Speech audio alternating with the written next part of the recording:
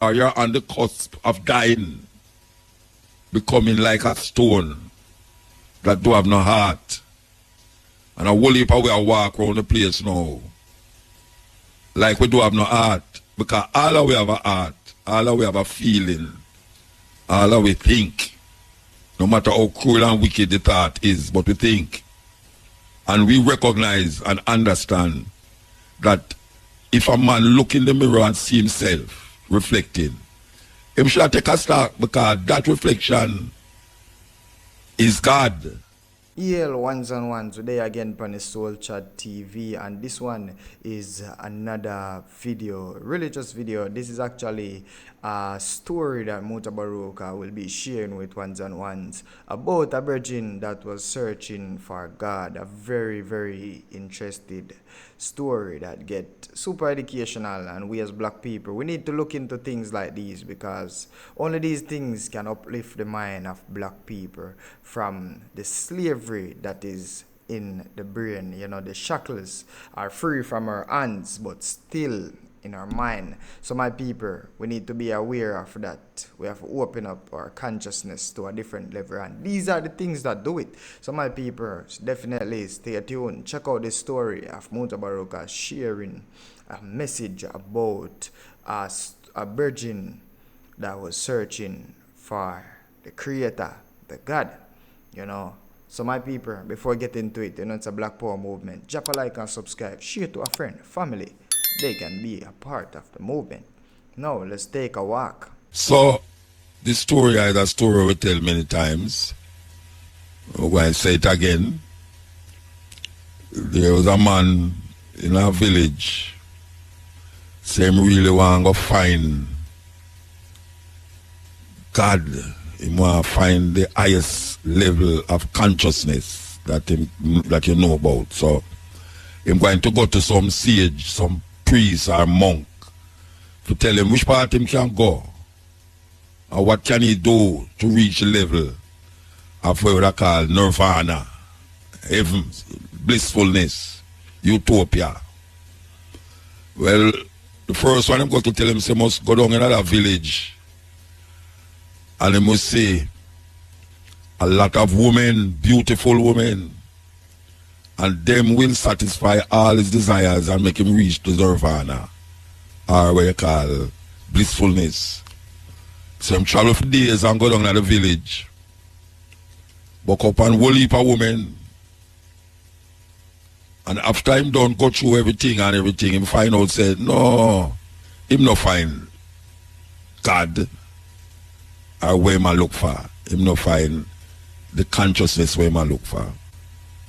You still have to find out now which part this consciousness there, which part this heights of levels, this what them call God, the Buddha, which part him there.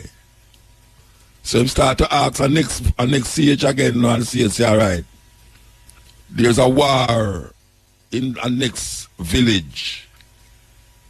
If you go down there and allow the people them to win that battle, you will find the God that you're searching for. So I'm taking him sword and all the things that were necessary for fight, and him go down in the village and fight in the war, and it's so happened that the village where I fight for win the battle. But when them win the battle and them win the battle, him realize say, but him not find where I look for. So him have to go find a next monk, priest or sage. And the monk tell him, say, alright, there's a mountain. When you look up there, you see almost like the clouds upon the side of the mountain. You're going to go up to that mountain, and in that mountain there's a cave. And you're going to go into the cave, and you're going to find a book. And that book will lead you to where you look for. The level of consciousness where you look for, you will find it in that book. So we're going to tell you the next part of the story after they add them. We're on the cutting edge. For those of you who just joined, we was talking as a story, was telling a story actually about a man who was searching for God, searching for that heights, that nirvana, that utopia. And we were saying that him passed through villages that was in war, and him helped them win the war, village with a lot of beautiful women. Him had him way with them. And now him find out one now who tell him, say, look here now, there's a mountain top that you have to go to. And there's a cave, and you're going to go in that cave. And you're going to see a book. And you will find what you're looking for. The thing is that him did have to go back through the village them.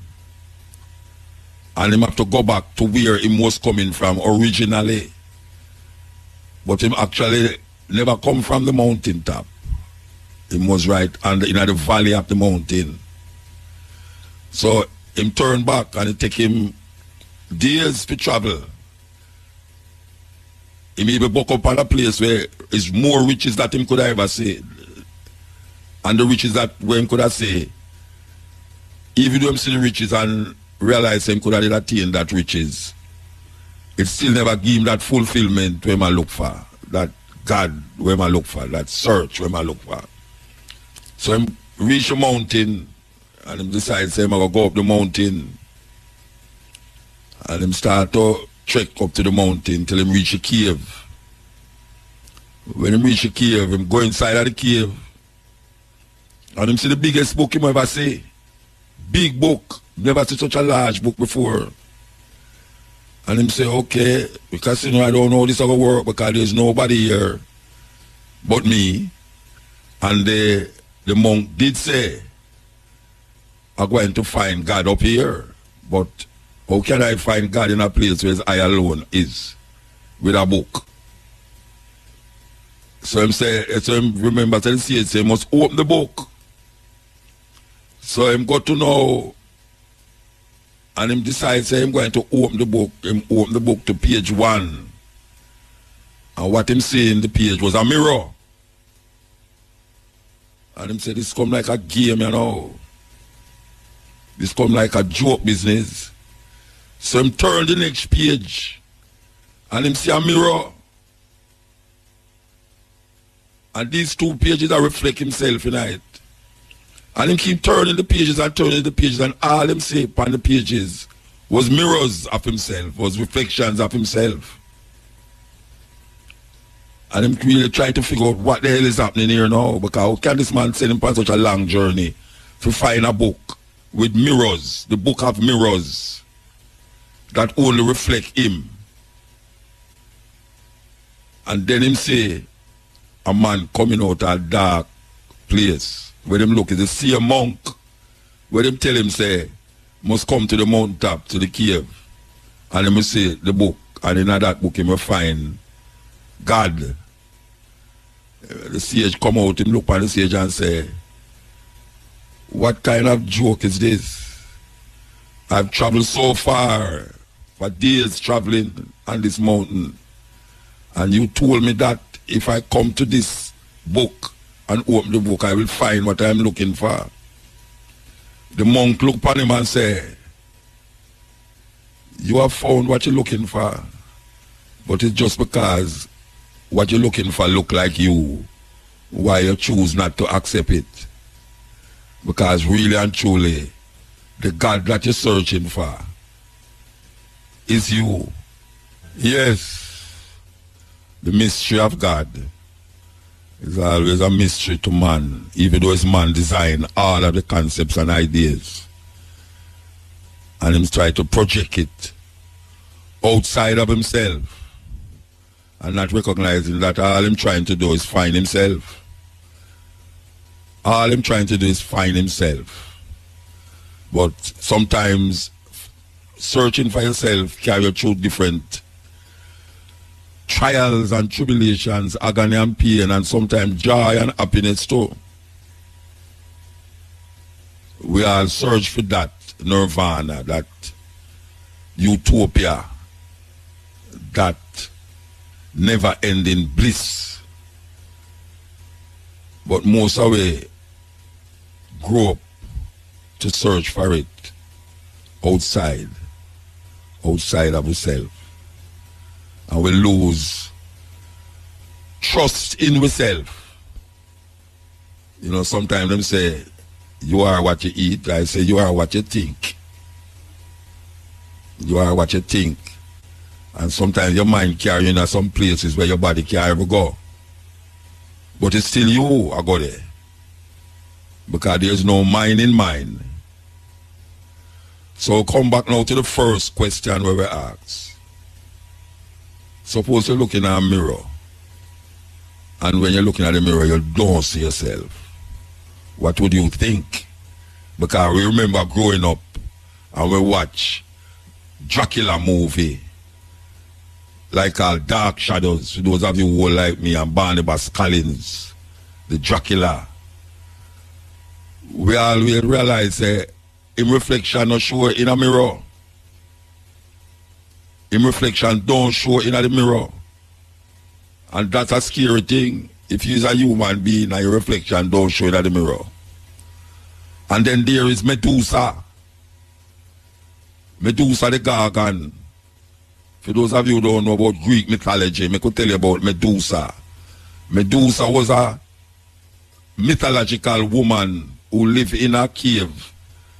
And all her hair was snake. Snake in her head, just a grow up in her head, pure snake. Look like a locks. One of them thick up locks. But according to the mythology, it's snake. So this woman grows snake in her head. And she live in a cave, and anyone will look upon her face to face, eye to eye, them turn stone. Anyone will look upon her face to face, turn stone. And this man, I don't remember what his name, him decides say, this woman is a terrible thing, she have to get rid of her. So I'm going to find out now, how can he get rid of this woman without him looking upon her? So him take him shield and him sword and go up in the cave, and next cave argument again. And next cave argument in the night, yeah.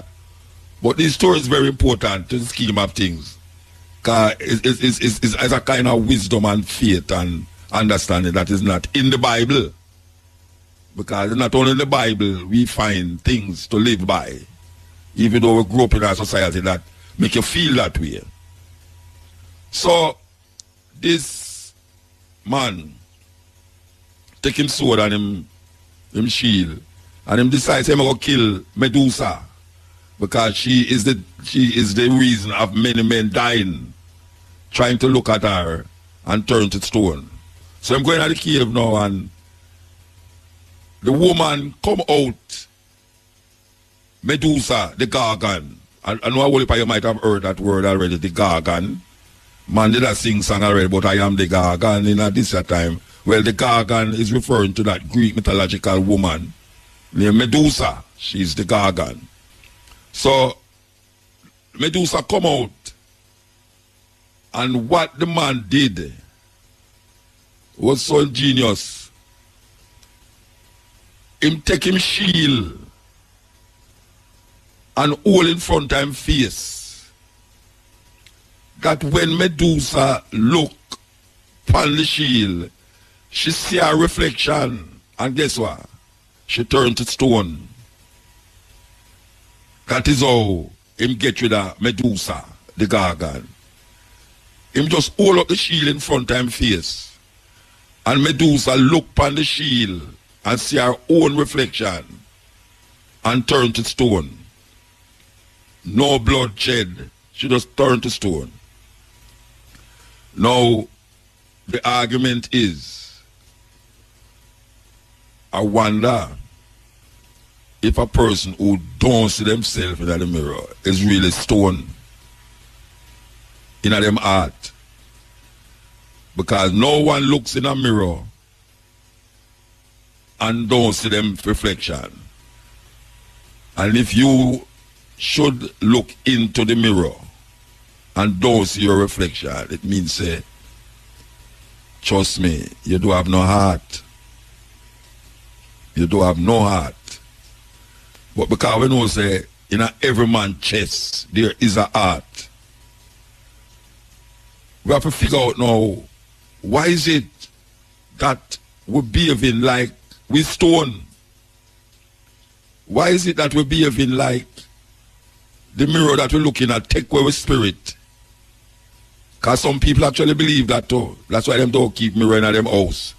Because them feel that the spirit of the human being exists in the mirror. Them don't want the mirror take away them spirit. In some places, amongst Aboriginal people, indigenous people, them don't like you take them picture. Because them feel say, when you take them picture, you take part of them. And them soul is very important to them. So, maybe, if you're looking at your mirror more often, maybe something of that joke you for say, but me no stone. Me is human, flesh and blood, and me have a heart. And sometimes, when we behave harshly with people, and all these youth are run up and down over the place, them need to look in the mirror. So a man sing a song, Michael Jackson to be precise, say, take a look at the man in the mirror. Woe unto those who look in the mirror and don't see themselves. Because then you know, say, you are dead. Or you're on the cusp of dying. Becoming like a stone that don't have no heart. And a whole heap of we walk around the place now. Like we don't have no heart. Because all of we have a heart. All of we have a feeling. All of we think. No matter how cruel and wicked the thought is, but we think. And we recognize and understand that if a man look in the mirror and see himself reflecting, he should take a start, because that reflection is God. Because if we go back to the old Bible, and the Bible says, God make man in his own image. An image is a physical manifestation of something that is tangible or touchable. An image is not something mysterious. An image, if a man make an image of something, it look like it's something that he make. Therefore, it's a manifestation of something else. But it replicate the something that him look on and make the image. So when it say God make man in his own image, it really say man of God. Because the same way how I look is the same way how God look. And vice versa. And likewise it's true. If a woman looking at the mirror and see herself, she have to come to the conclusion and say, I am God. But how much people want to accept that? Because them love to talk about God outside of themselves. That is really what them are trying to do. Them are trying to talk about God outside of themselves. And the only God that exists is the one that is you. And all the arguments surrounding that is created by man. All the arguments surrounding about who, what, where, when, why, how God is supposed to be what is created by man. Even the understanding that when you're looking at the mirror is an image of God you look on. Even that was created by man. So we have to recognize the purpose, or our purpose, when we look in the mirror. The man in the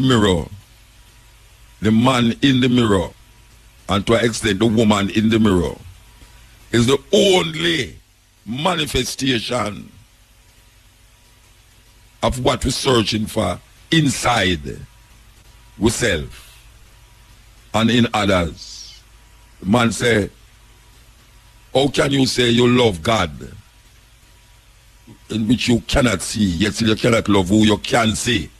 First, we are say that.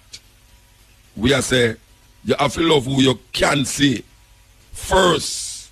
Because who you can see is a manifestation of who you think you cannot see. That is really what it is all about.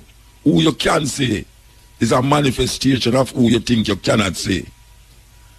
So we have to draw up a belt and a buckle.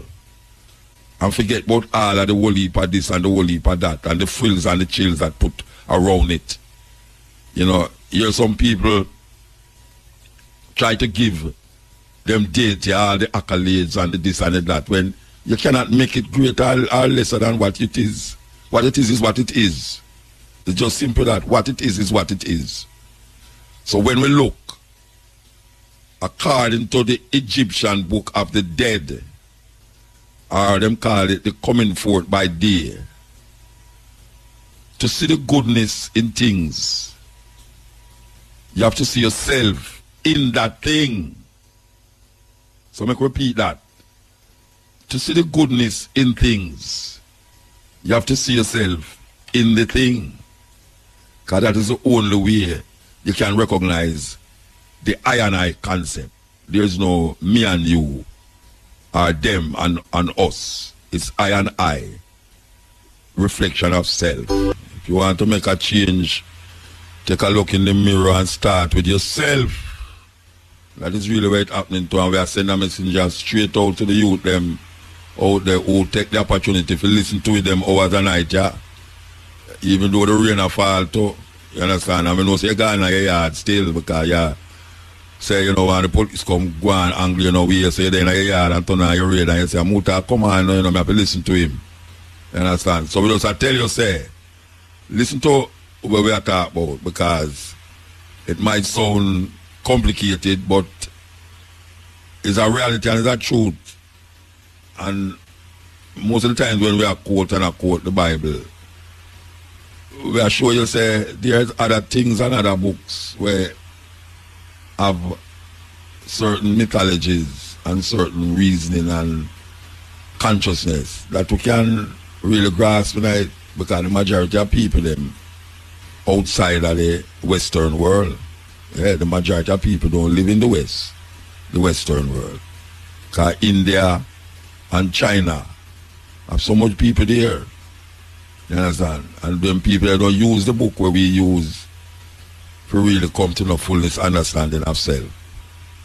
So we just say that as a by the way thing. But we know so we shall be released. We have to be released from a whole heap of things.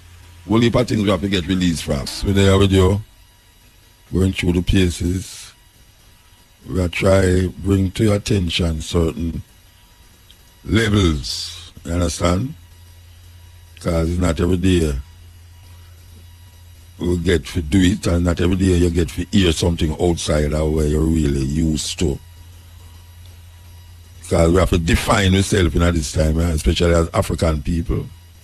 We are going around, it seems to make we kind of almost lose focus. You know, we have to continue to keep focus. A whole lot of distraction around you where you make you feel like that more important. Make you lose focus. So we have to say, we don't want you to lose focus. Because if you lose focus, you're going to take your eye off of the prize. And we're talking about liberation and freedom. That is what we are talking about. That's all we are talking about, really. Liberation and freedom. We're not talking about nothing else because that is what we need. As African people, we need liberation and freedom. You know, and sometimes we make it look like we're free still. But I will probably don't know freedom because them put in a cocoon make we feel like say we're free. And really and truly, some little Mickey Mouse freedom according to a lucky do, but I say. A Mickey Mouse freedom, you know, and we sup it up. Yeah, we sup it up. We sup it up in a way where it starts to become our daily bread, our daily food. And we still find ourselves in the same position and situation. Truly free is much more than what we are experiencing now. Yeah, when you're free, it's much more than what you are experiencing. You know, we look at people say, well, we're free. Oh, you mean? You know, say we're free. You know, so we have walk up and down and that. Yeah. That is where you think. That is where you think because you don't really know what is true freedom. How it is, how it feels to be liberated. Because that is how we get trapped. We get trapped in that argument of, me can go here, so and go there, so and go here, so. And that is where we take as freedom. But you cannot imagine if you come out of the cave, which is the next story about cave again. The people in the cave, for them realities in the cave, And them living in the cave and feel them free. Of course them free, but them free as it relates to inside of the cave. When one man come out of the cave and say, but wait, there's things outside of the cave that we never experienced yet. I wonder if we don't know them story there. That's some serious story them, The man them in the cave. Everybody in the cave. And that is them reality. Them reality is what is in the cave. And once somebody come out of the cave and go see different life and come back, come tell them. And there's one rotted, guys like they try to take away for them freedom now by telling them, they say something other than what them are experiencing at the cave exists outside of the cave. Much more than what them are experiencing at the cave is outside of the cave. And him become them enemy. Yes, him go experience something outside the cave and come back, come tell them, and now him become them enemy. Who tell him to go tell them that? Because that is what our freedom look like. Our freedom is bound inside a cave. And you think that you're free. But the only reason why you think that you're free is because you don't know nothing outside of that the confines of the cave. You don't know. It's like a man in a prison and him get locked in his cell. And then him let out. If you go in the yard, go do certain activities, play football or, play doing what do. That to him is freedom. Him come out of the confines of the cave, the cell. Him come out of the confines of solitary. So to him now that is freedom, even though there's 4 walls that confine him to that space. And people outside of that space can tell him so there's more to be experienced outside than there inside of that space. There's more to be experienced outside of the cave than inside of the cave. But as I say, people who sometimes talk that truth about what lies beyond the cave, tend to sometimes become the enemy. Yes, sometimes you become the enemy because you speak that truth, that there's more to be experienced outside of the cave. Like, wow. So we just pass that on to the people them in the night, yeah. You understand? We just say, experience teacheth wisdom. Experience not teach. Knowledge is one thing, wisdom is the other. Experience is what you actually become a part of in the doing, in the realization of the thing that is happening. You become a part of it. That is experience. Knowledge is when you actually sit and get a perspective of certain things. You don't have to experience knowledge. Knowledge come through what we call now education. You get a certain education, you become knowledgeable. It's like you're in a laboratory and you do a theory. Outside of the lab, you do theory. And the theory now, you have to go inside of the lab to make it get practical. Get the litmus paper them and test and do all sorts of tests to find what is practical, what can be done and what can be not, that you can do. So people sometimes hold on upon theory continuously. They have a theoretical understanding of things and find themselves get clawed into that, and don't realize that is just part of knowledge. Well, my people, we have made it to the end. Give thanks to the ones and ones who actually watch this entire thing, because these lessons, we need to stamp them in our brain, in our consciousness. Yeah, man, we need it. We need to wake up. These are the things that will free us, free the shackles, my people, from our brain. Yeah, man. Let me know what you think. Let me know what you think down in the comment section, and share your thoughts. Free, very free to share your thoughts. And it's a Black Power movement. So drop a like and subscribe. Share to a friend or family so they can be a part of the movement. Now, catch you in the next one. Irie.